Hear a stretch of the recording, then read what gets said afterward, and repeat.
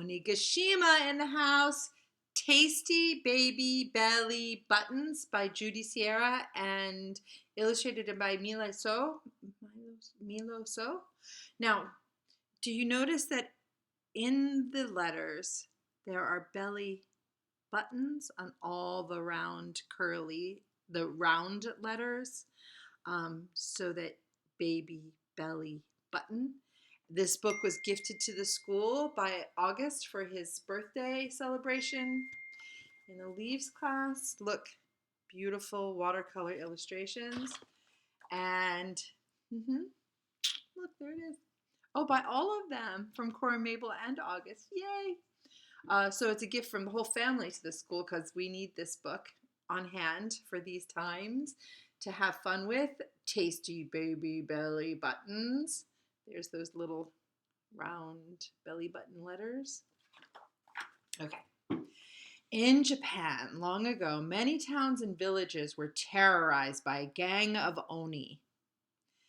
These oni were great hulking monsters. Some had red faces and some had green faces. They all had sharp teeth and horns on their heads, and they wore no clothes except the skins of tigers, which they wrapped tightly around their hips. The oni lived on an island called Onigashima, and from time to time they would leave their castle and travel around Japan, kidnapping children in order to find their favorite treat, belly buttons. In one village lived an old woman and an old man who had no children. If only I had a child, sighed the old woman. I would teach her how to cook the best millet dumplings in Japan. The old woman was a very good cook. If only I had a child, said the old man, I could teach him to protect people who are weak and helpless. In his youth, the man had been a warrior. Now listen, both of them are going to get what they want. And the ability to cook millet dumplings and protect people who are weak and helpless are going to come to play. One morning, as the old woman was washing clothes in the river, a melon came floating along. Tumbara, tumbara. She waded into the water and nudged the melon toward her until she could lift it. Then she carried it to the field where her husband was working. The old man was delighted to see the melon, for he was hungry and thirsty. He was getting ready to cut it open when he heard a crying noise, burrow, burrow, burrow, coming from inside.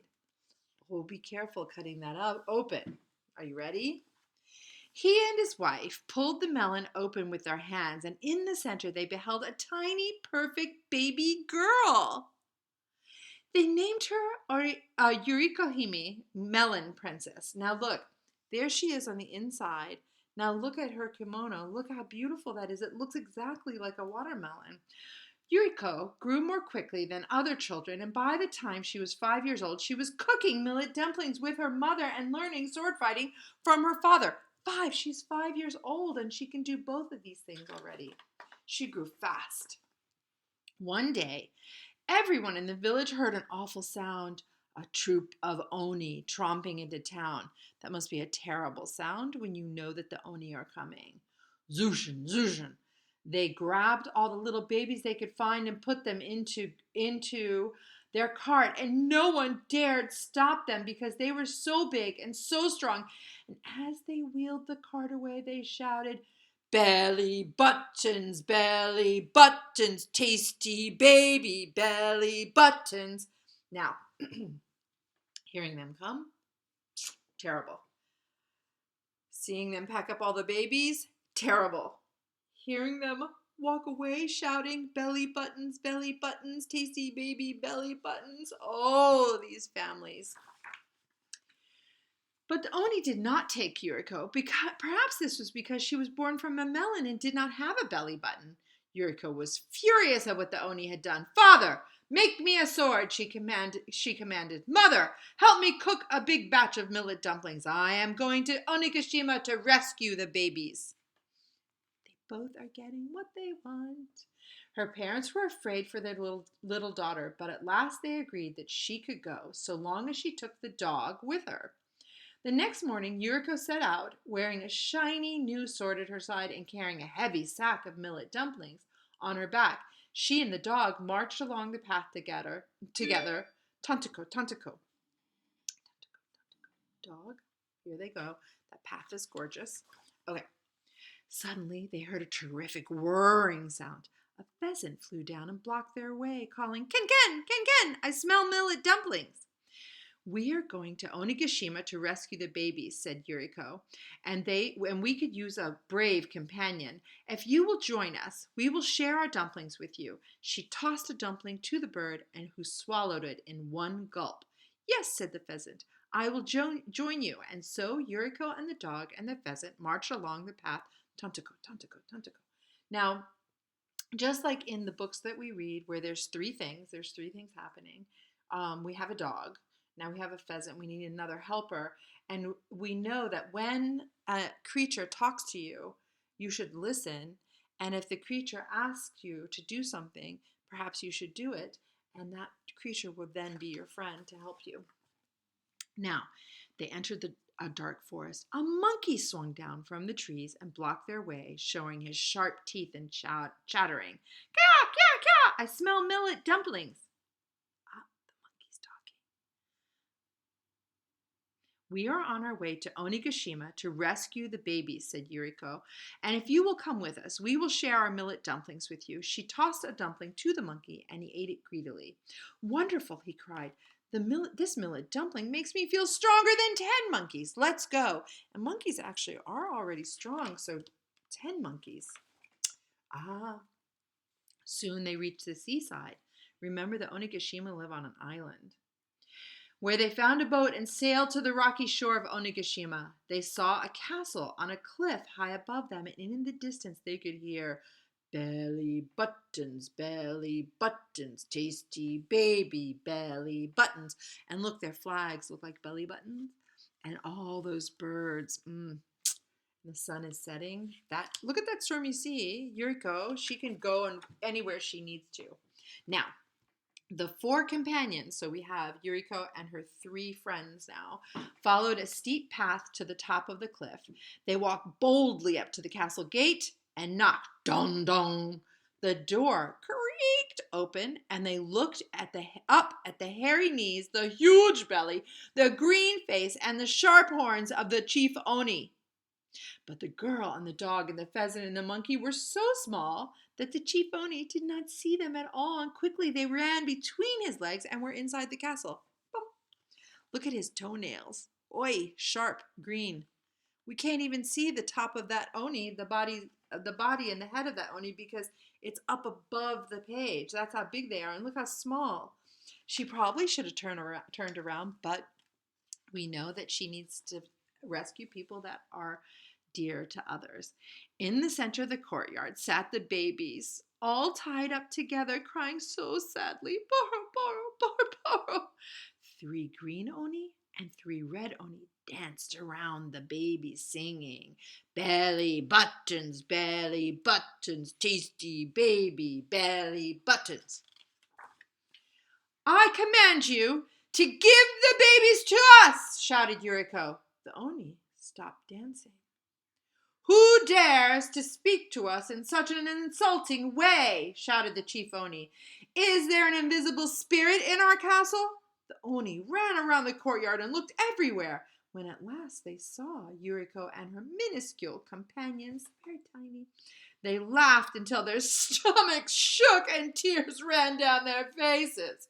"We are taking the babies back where they belong," Yuriko told them. "And if you try to stop us, you'll be sorry."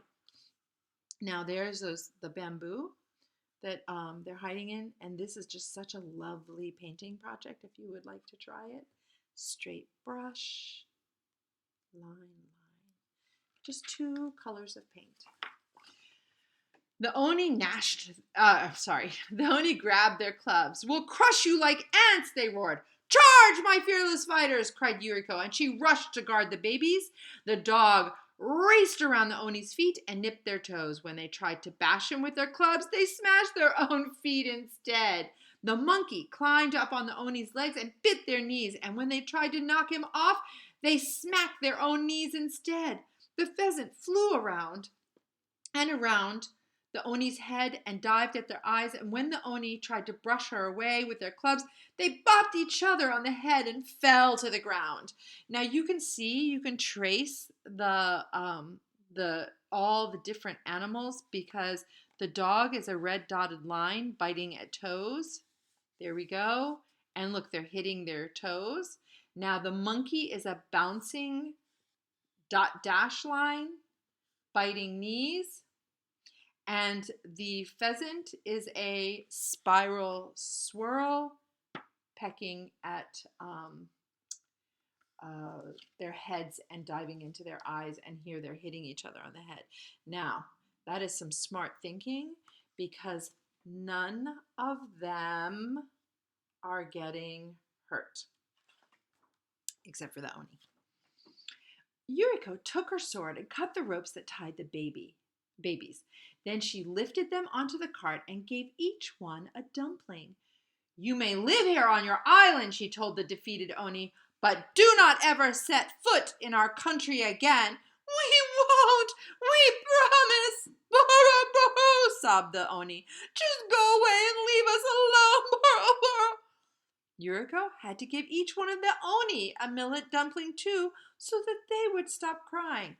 Now listen, she is perhaps one of the smartest people I have met, because she doesn't just defeat them. She says, "Please stop crying," and gives them millet dumplings. This will seal the deal in a better way. This means that she knows there should be no crying, but make sure you keep your promise, Oni. The monkey and the pheasant searched the castle and found many bags of gold and other treasures that the Oni had stolen, and they placed them on the cart in between the babies.